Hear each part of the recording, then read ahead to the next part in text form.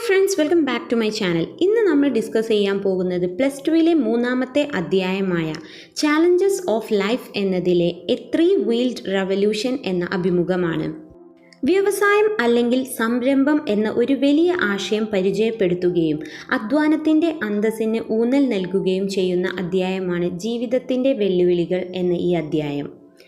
പുതുമയുള്ള വ്യവസായത്തിലൂടെ ഒരുപാട് ആളുകളുടെ ജീവിതം മാറ്റിയ യുവ വ്യവസായിയായ ഇർഫാൻ ആലാമുമായുള്ള അഭിമുഖമാണ് എ 3-വീൽഡ് റവല്യൂഷൻ എന്ന ഈ പാഠഭാഗം.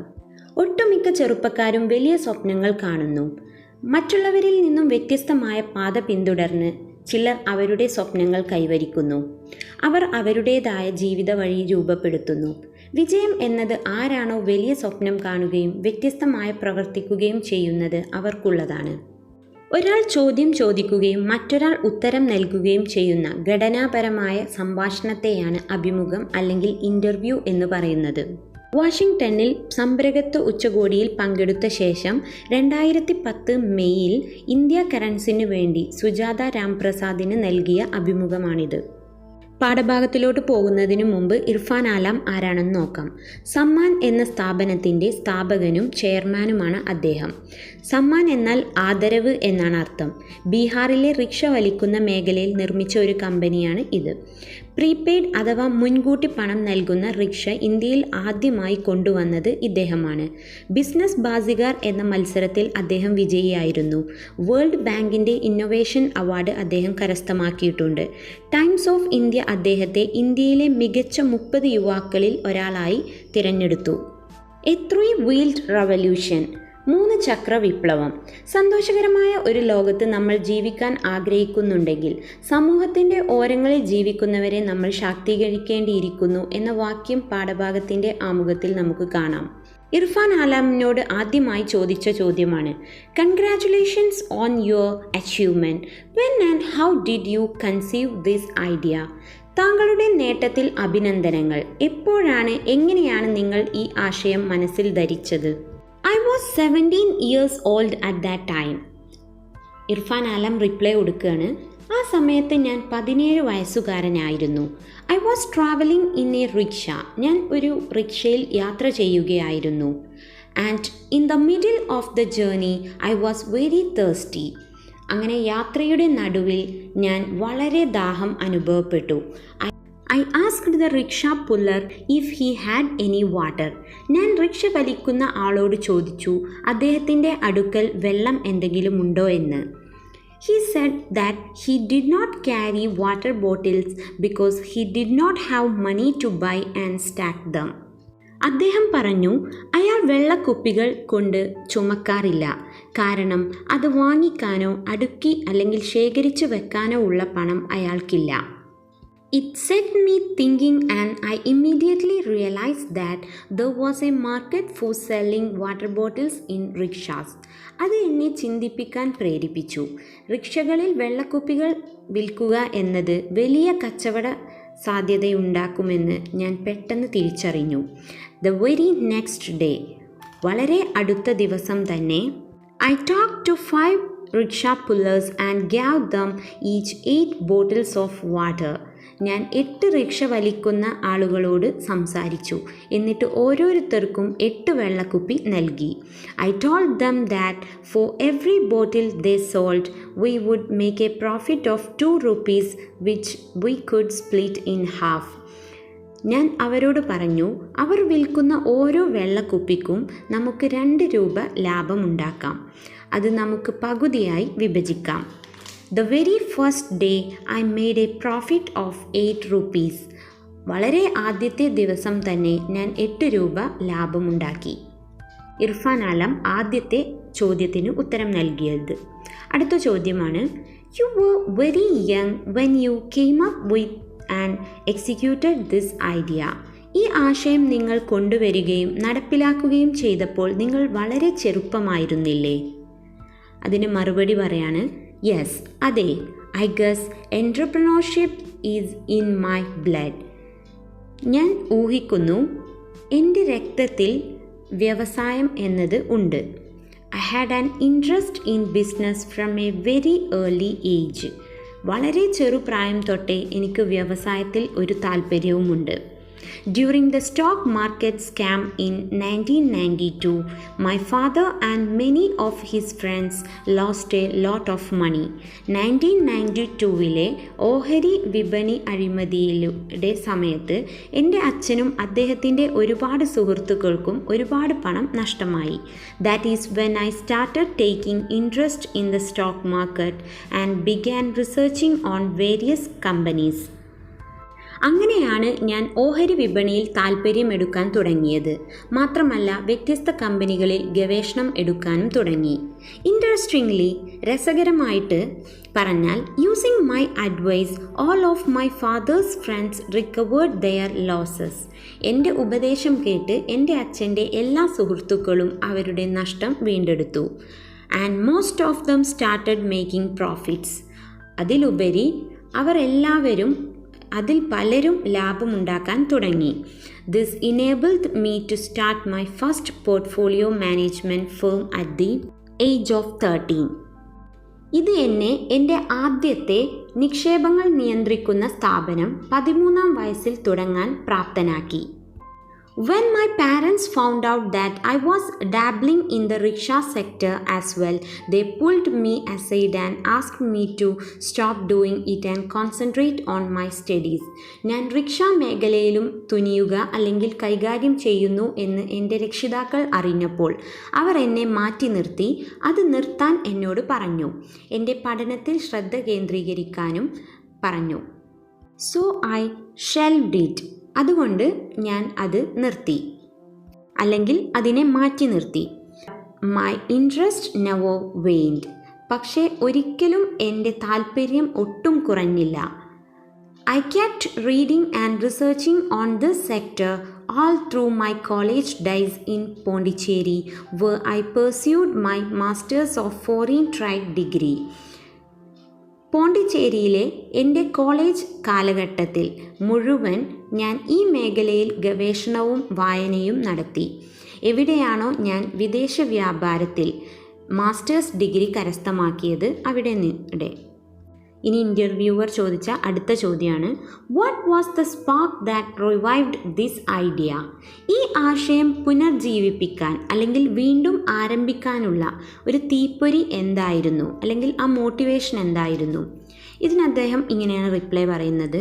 In 2006 an Indian TV show called Business Bazigar launched an entrepreneur hunt and solicited ideas for new businesses. 2006 Indian television പരിപാടിയായ ബിസിനസ് ബാസിഗാർ ഒരു വ്യവസായ വേട്ടയാടൽ അല്ലെങ്കിൽ അന്വേഷണം തുടങ്ങി. അതിൽ പുതിയ വ്യവസായം തുടങ്ങാനുള്ള ആശയങ്ങൾക്ക് വേണ്ടി അവർ അപേക്ഷിച്ചു. I entered this contest with a business proposal. ഞാൻ ഒരു വ്യവസായ ആലോചനയുമായി ഈ മത്സരത്തിൽ പ്രവേശിച്ചു.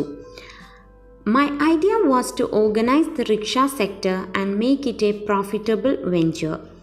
എൻ്റെ ആശയം ഒരു റിക്ഷ മേഖല സംഘടിപ്പിക്കുകയും അതിനെ ലാഭകരമായ സംരംഭമാക്കണമെന്നുമായിരുന്നു.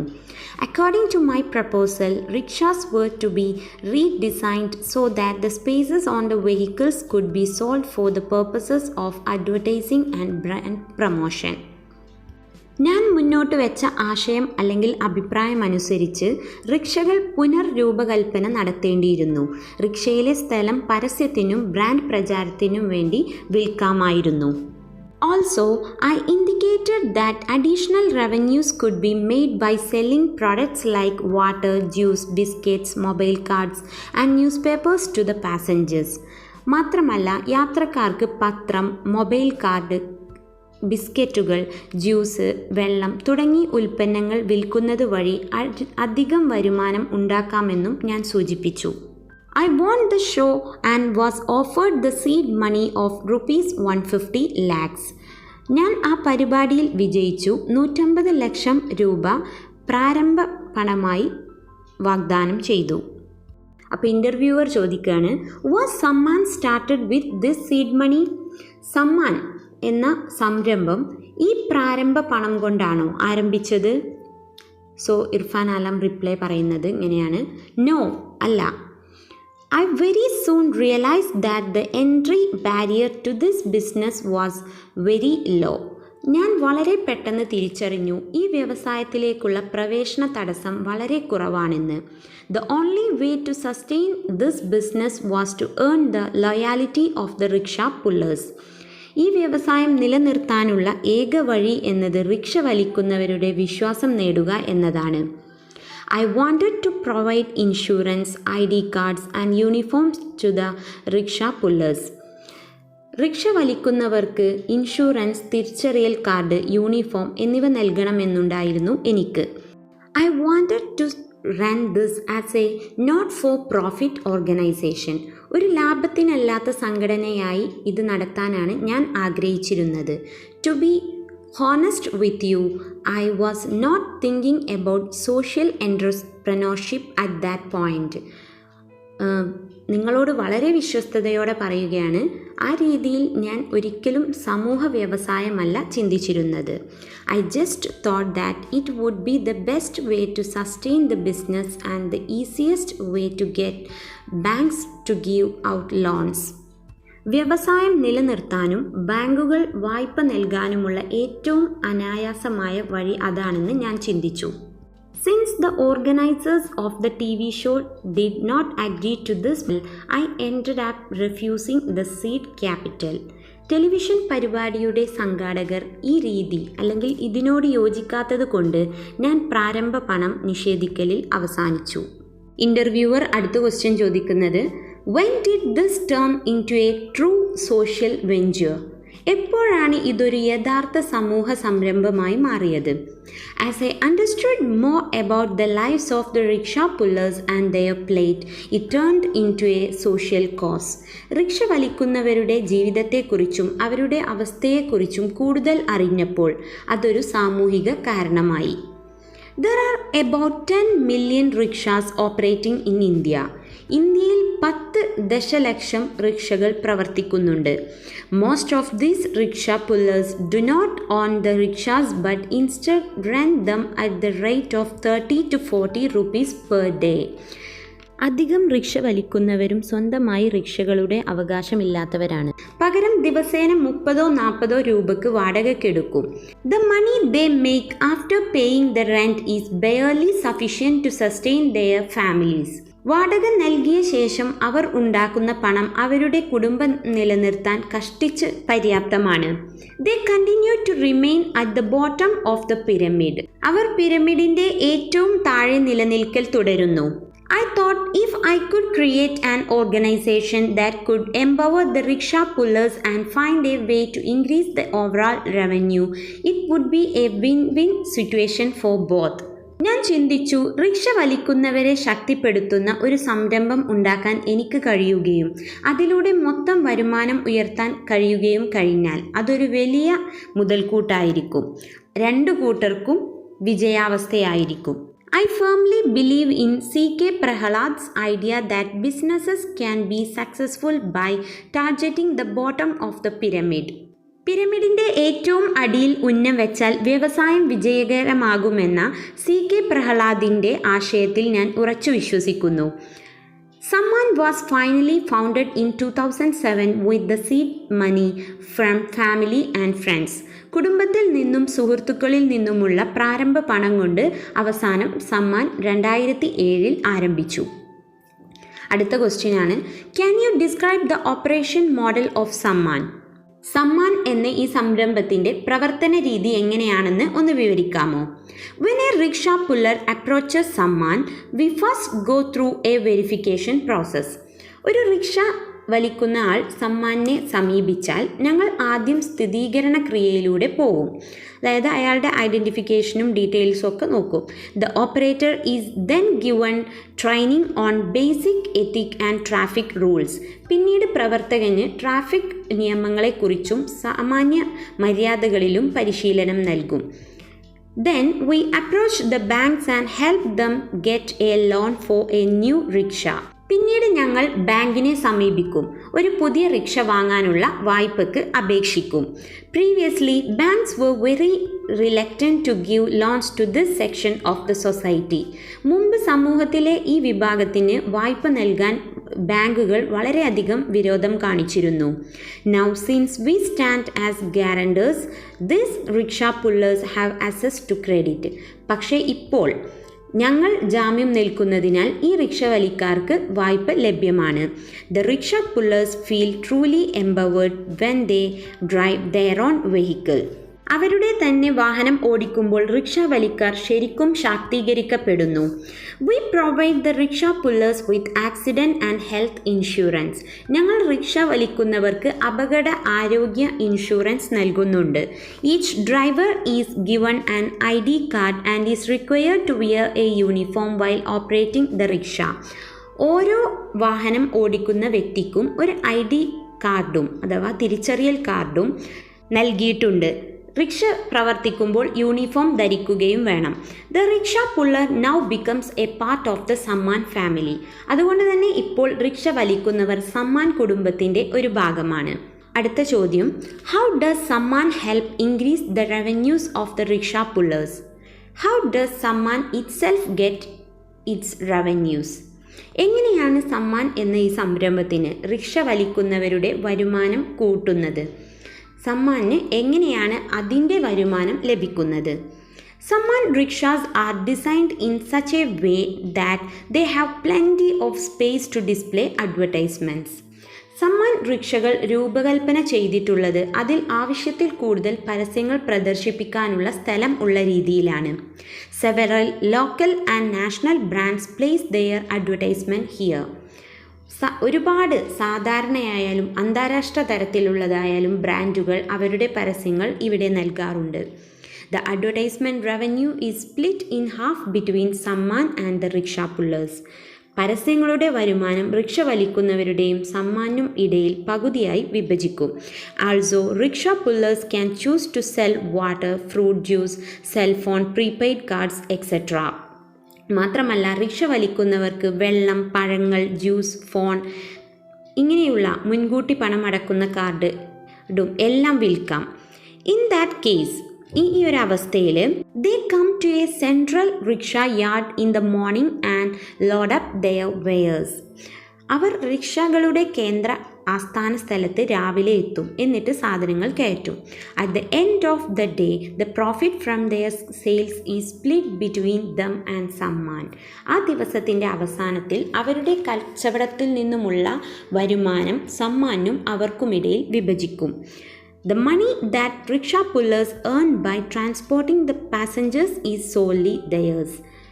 റിക്ഷ വലിക്കുന്നവർ യാത്രക്കാരെ സഞ്ചരിപ്പിച്ച് നേടിയ പണം മുഴുവനായിട്ടും അവരുടേതാണ്.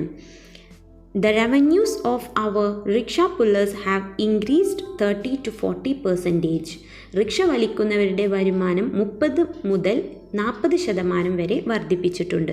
There are several other benefits on which we cannot put a monetary value. നമുക്ക് പണം കൊണ്ട് വില അളക്കാൻ പറ്റാത്ത ഒരുപാട് മറ്റു ആനുകൂല്യങ്ങളുമുണ്ട്. Rickshaw pullers now have a sense of belonging and empowerment. Rickshaw വലിക്കുന്നവർക്ക് ഇപ്പോൾ ഒരു ശാക്തീകരണത്തിൻ്റെയും അവകാശത്തിൻ്റെയും ബോധമുണ്ട്. Children of the operators and their spouses attend free evening classes called Sammaan Gyan. Rickshaw വലിക്കുന്നവരുടെ കുട്ടികളും ഭാര്യമാരും സമ്മാൻ ഗ്യാൻ എന്നറിയപ്പെടുന്ന സൗജന്യമായ വൈകുന്നേര ക്ലാസുകൾ പങ്കെടുക്കും. Sammaan has brought dignity and inclusion to those who were previously considered menial labourers. മുമ്പ് ഹീന ജോലിക്കാരായി കണ്ടിരുന്ന തൊഴിലാളികൾക്ക് അന്തസ്സും ഉൾപ്പെടുത്തലും സമ്മാൻ കൊണ്ടുവന്നു. In addition I am very happy to say that Sammaan itself is profitable. അതിലുപരി തന്നെ സമ്മാൻ തന്നെ ലാഭകരമാണെന്ന് ഞാൻ സന്തോഷത്തോടെ പറയുന്നു. Last fiscal year we made a net profit of 8 lakh rupees and A revenue of 50 lakh rupees.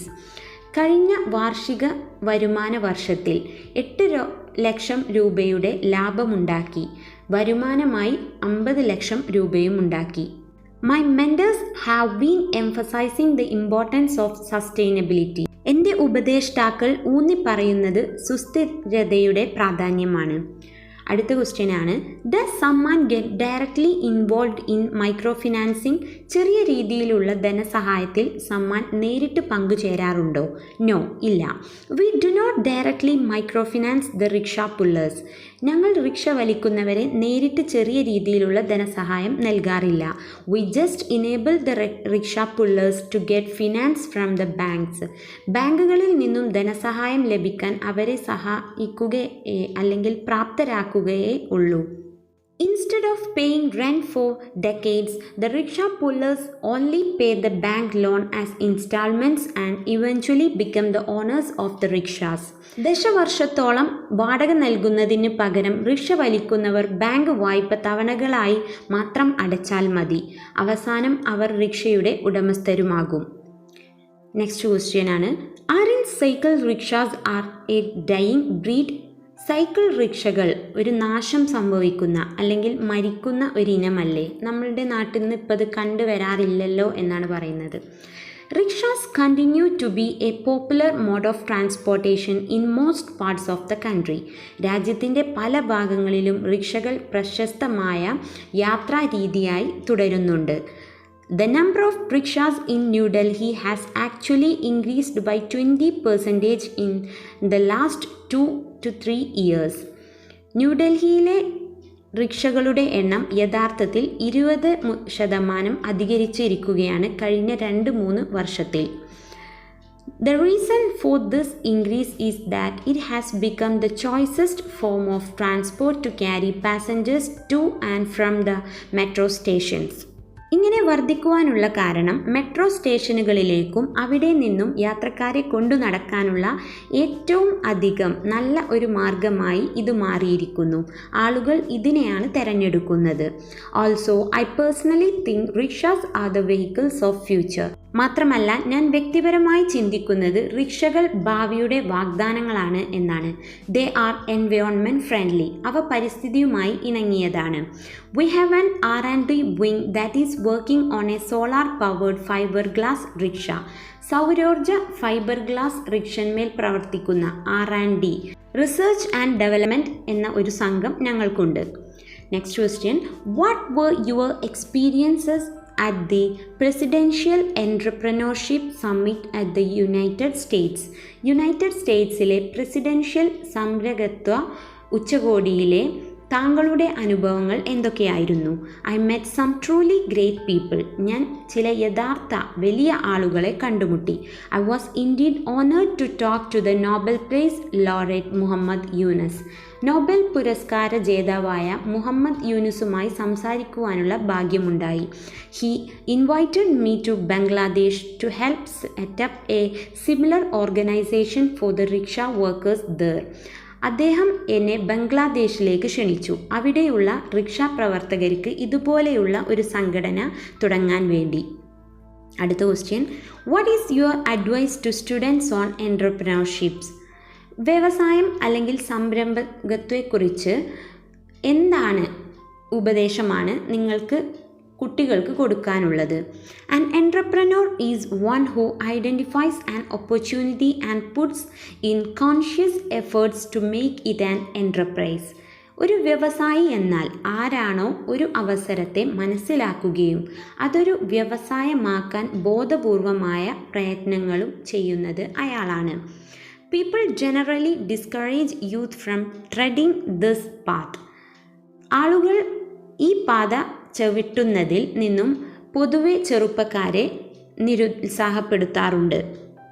But it is time to start thinking about entrepreneurship as a career, as it can be an important tool to tackle unemployment in the country. പക്ഷേ വ്യവസായത്തെ ഒരു തൊഴിലായി കാണാനുള്ള സമയമായിരിക്കുന്നു. രാജ്യത്തെ തൊഴിലില്ലായ്മ കൈകാര്യം ചെയ്യാനുള്ള പ്രധാന ഉപകരണമാണിത്. It is important to dream, but it is equally important to take calculated risks to achieve your dream. സ്വപ്നം കാണുക എന്നത് പ്രധാനമാണ്. നിങ്ങളുടെ സ്വപ്നം നേടാൻ കണക്കാക്കിയ ബുദ്ധിമുട്ടുകൾ ഏറ്റെടുക്കുക എന്നത് അതുപോലെ തന്നെ പ്രധാനമാണ്. ഇൻ്റർവ്യൂവർ ചോദിക്കുന്ന അവസാനത്തെ ചോദ്യമാണ്, thank you very much for sparing the time to talk to us. We wish you the very best for your unique journey. ഇതാണ് കൺക്ലൂഡിംഗ് ആയിട്ടുള്ള പാർട്ട്. ഞങ്ങളോട് സംസാരിക്കാൻ സമയം ചിലവഴിച്ചതിന് ഒരുപാട് നന്ദി. വ്യത്യസ്തമായ നിങ്ങളുടെ യാത്രയ്ക്ക് എല്ലാവിധ ആശംസകളും. ഇർഫാൻ ആലം പറയുന്നത് താങ്ക്സ്, നന്ദി. It is with the blessing of my mentors and well-wishers that I carry my journey forward. നന്ദി. എൻ്റെ യാത്ര ഞാൻ മുന്നോട്ട് കൊണ്ടുപോകുന്നത് എൻ്റെ ഉപദേഷ്ടാക്കളുടെയും അഭ്യുക്തകാംക്ഷികളുടെയും അനുഗ്രഹം കൊണ്ടാണ്. ഇത്രയും പറഞ്ഞാണ് ഈ ഒരു ഇൻ്റർവ്യൂ അവസാനിക്കുന്നത്. സോ എല്ലാവർക്കും ഈ പാഠം മനസ്സിലായിട്ടുണ്ടാകുമെന്ന് വിചാരിക്കുന്നു. അപ്പോൾ നിങ്ങളെൻ്റെ ചാനൽ സബ്സ്ക്രൈബ് ചെയ്തിട്ടില്ലെങ്കിൽ ഒന്ന് സബ്സ്ക്രൈബ് ചെയ്യുക. തൊട്ടടുത്തുള്ള ബെല്ലൈക്കൺ കൂടെ ഇനേബിൾ ചെയ്യുക. ലൈക്ക് ചെയ്യുക, ഷെയർ ചെയ്യുക, കമൻറ്റ് ചെയ്യുക. Thanks for watching.